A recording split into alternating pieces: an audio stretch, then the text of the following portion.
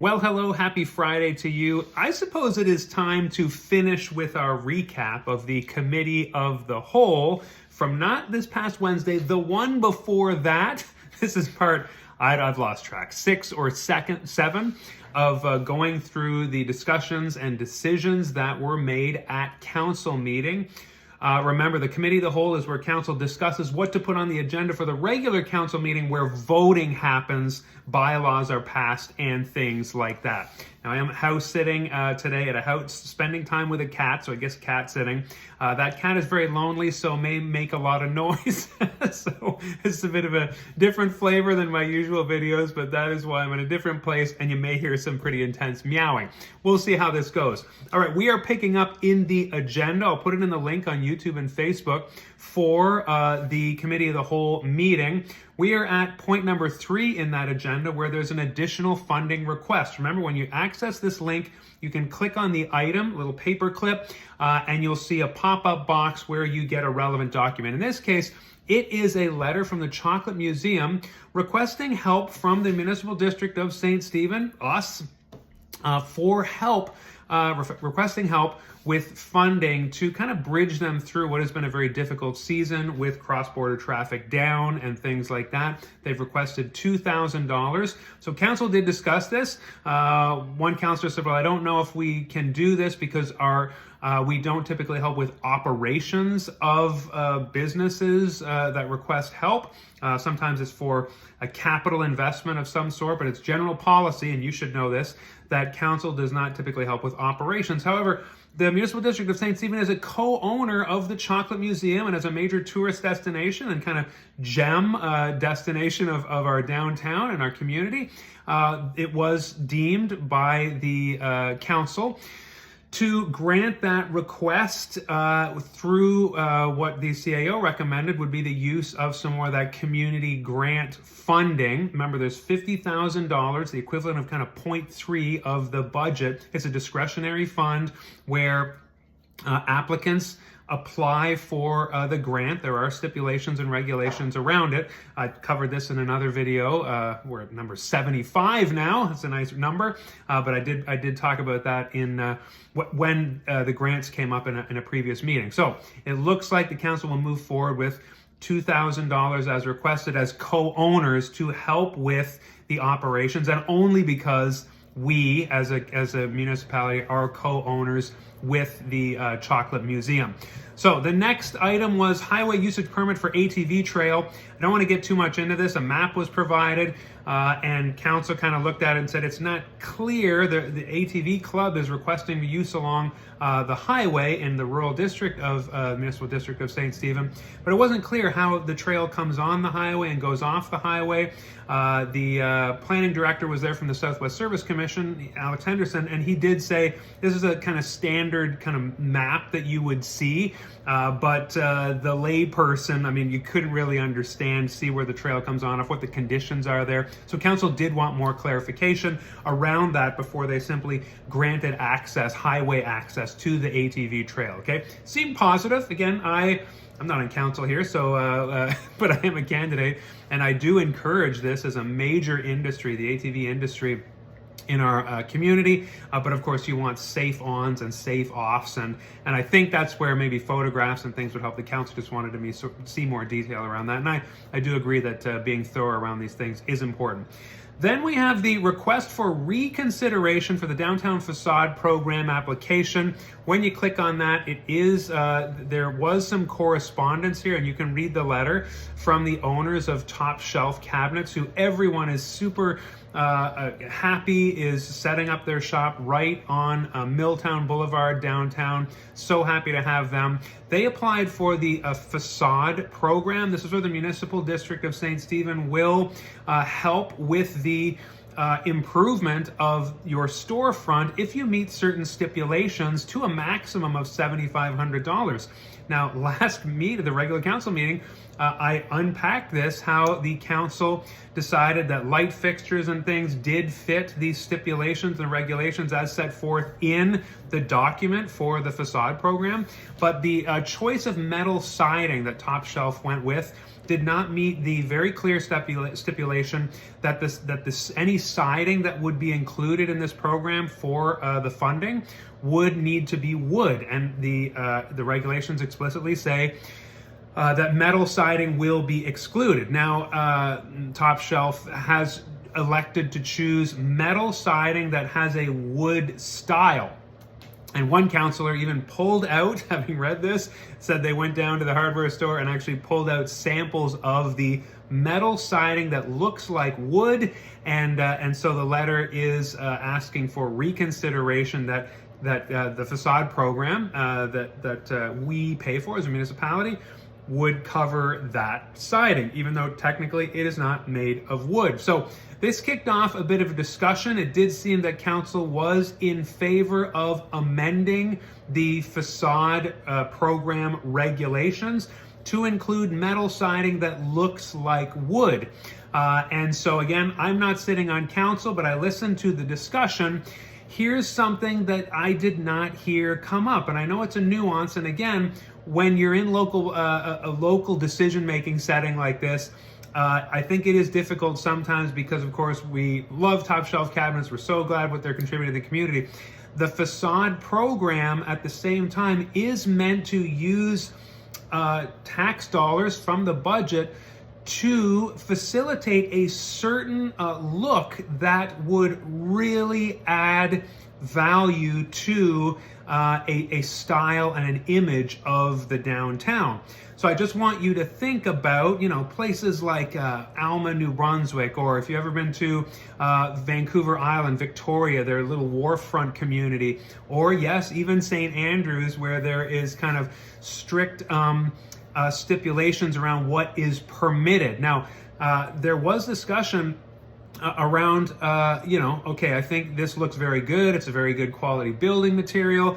So one thing that I didn't hear, a nuance that I would add to the discussion, is the objective of the facade program is to have kind of an extra wow factor, that we would use tax dollars from our budget, again, our 14 and change $1 million budget, and incentivize businesses to go that extra mile. So I heard the Southwest Service Commission planning director kind of say, well, yes, this is no doubt a high quality product. This is no doubt a very good looking product. That's incredible.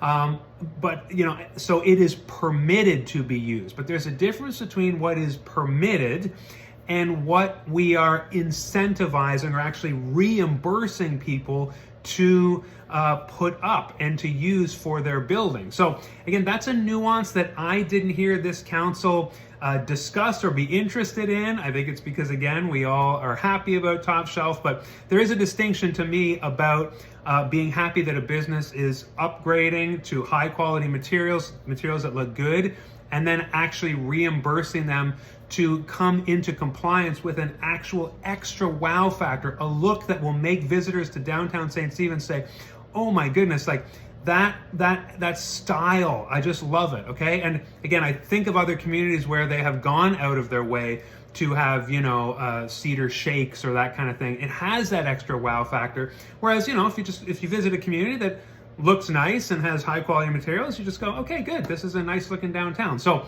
what is it that we want? Maybe it is that. Council did talk about now amending the facade program and updating it to include wood look. So that benefits Top Shelf, and that's good for them. But it's a nuance, like I said, that I didn't hear council discuss that I would be interested in introducing.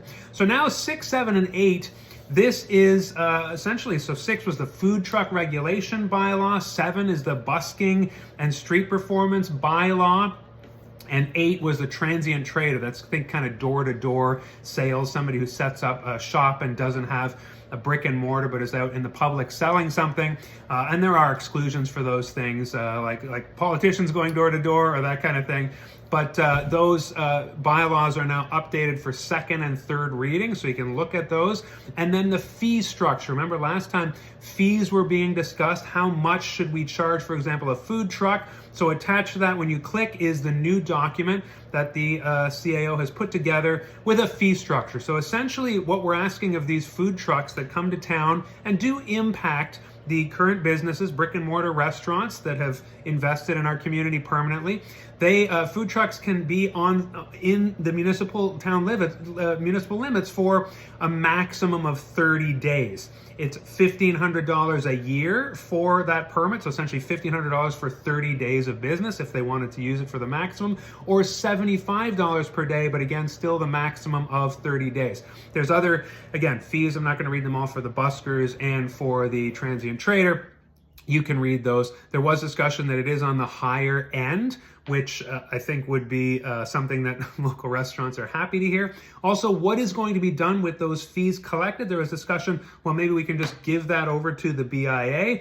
The issue with that was the BIA ends around Guardian Pharmacy, and there are other restaurants farther up that, of course, are affected. You think something like Diner 81 or Carmen's, where the food trucks that tend to be in, for example, the Kent parking lot, well, those are actually closer proximity to a place like Carmen's, so Carmen's might be more affected than even a downtown restaurant. There's no way of knowing for sure, but that is the kind of discussion where, well, it's probably not good to just allocate the money straight to the BIA. That sounds great, but is there a way to use the fees that in a way that would benefit all businesses or the entire community? So there was discussion around how to do that, and I believe that will be further consideration.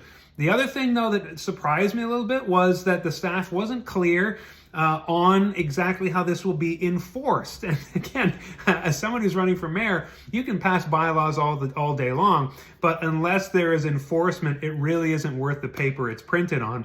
So that really interested me. And if I was sitting at that table, I would say, I'm not comfortable passing this until we have an actual enforcement mechanism. Now, I've talked before about how I really think that a lot of bylaws that inhibit or stifle business activity can and should be repealed.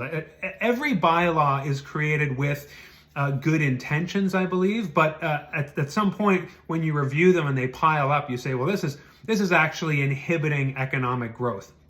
There was a discussion yesterday at a chamber event with candidates about sandwich boards and how there's a bylaw against putting a sandwich board out on the sidewalk for very good reason. But then, of course, you go to many communities that have sandwich boards that are pointing people in a certain direction, foot traffic or cars in a certain direction towards a shop, or even chalk menus about what can be included. So you see some of that out in the community. There's bylaws around that. I would just like to see that kind of stuff removed so that we can have a more organic economic business environment right here in St. Stephen, and especially downtown. But again, I understand why these things were passed, but at the end of the day, we have to ask, are they more harmful than helpful? Are we a slave to decisions that were made in the past for specific reasons that we can try repealing for a little while and see how they goes?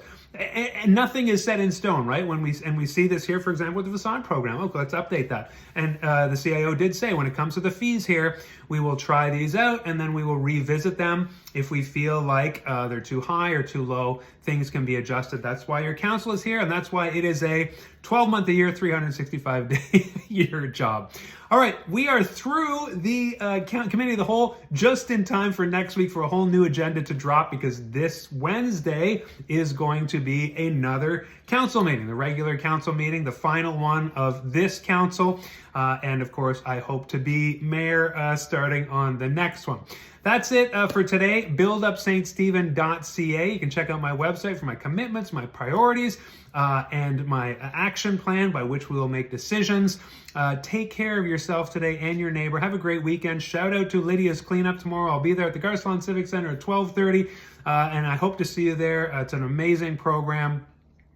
With a really incredible initiative by Lydia to pick up garbage, do a spring cleaning in the community and show our community how much we care about where we live. So I'll see you tomorrow in a video and at that event as well. Cheers. Have a great Friday.